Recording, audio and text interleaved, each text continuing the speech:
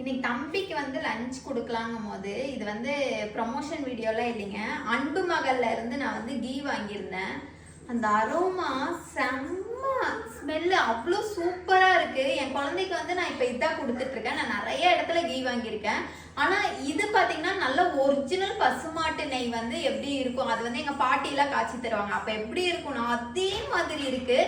இவங்களுக்கு நான் வீடியோ போடுவேன்னு கூட நான் சொல்லலை. ஆனால் இது வாங்கி யூஸ் பண்ணி இப்போ முடியவே போகுது. உங்களுக்கு பார்த்தீங்கன்னா தெரியும், முடியவே போகுது.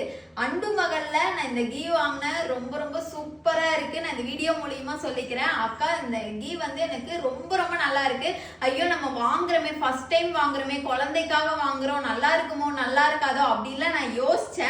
ஆனா பட் இந்த கீ எனக்கு ரொம்ப ரொம்ப பிடிச்சிருக்கு. இப்ப நானும் அதான் சாப்பிட்றேன், தம்பிக்கும் அதான் கொடுக்குறேன். சரி, அதனால இப்ப நான் வந்து தம்பிக்கு ஊட்ட போனேன்.